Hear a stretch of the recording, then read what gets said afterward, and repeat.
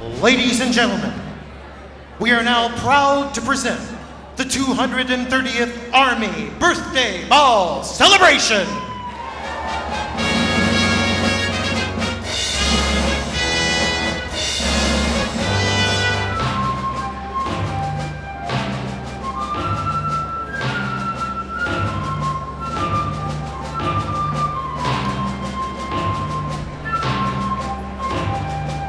Ladies and gentlemen, please rise for General George Patton.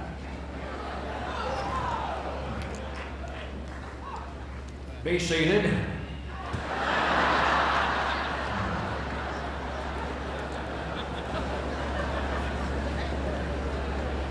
Good to see you all tonight.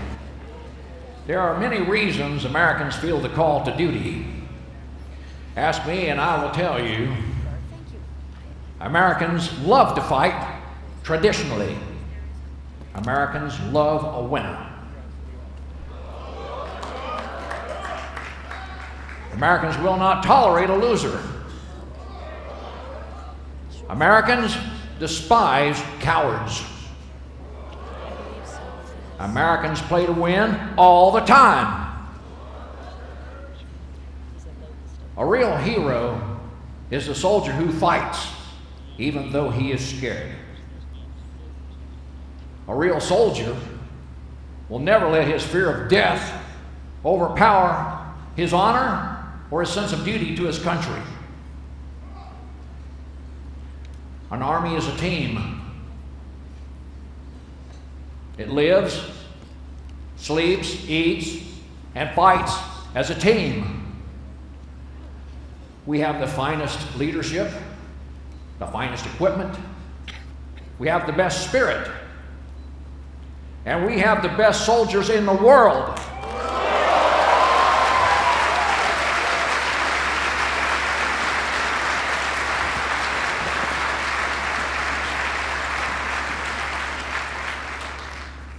All the real heroes are not storybook combat fighters either.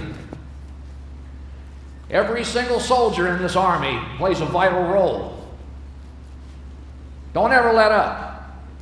Don't ever think that your job is not important. Every soldier has a job to do, and he must do it.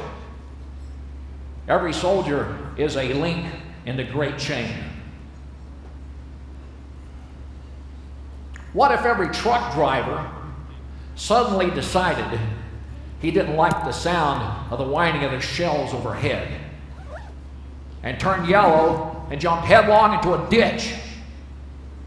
Well, the cowardly ones could just say, heck, I'm just one man. They're not going to miss me out of thousands.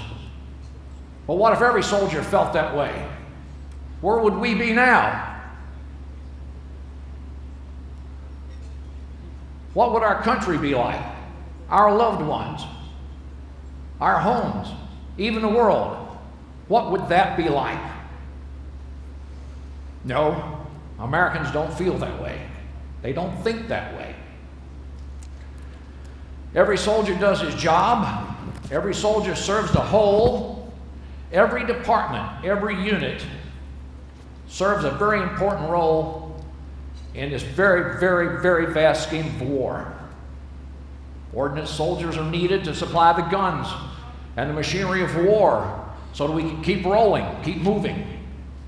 The quartermaster brings up food and clothing because, frankly, where we're going, there won't be a heck of a lot for us to steal. Every last soldier on KP has a job to do, even the one who heats our water so we won't get the GI runs.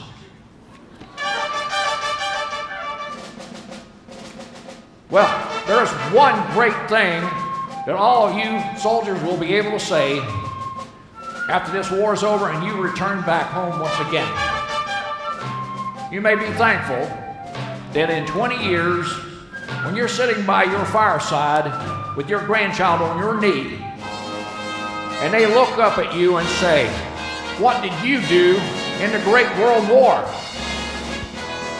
Well, you won't have to cough, shift them to the other knee and say, well, your granddaddy shoveled manure in Louisiana. No, sir. You'll look them right in the eye.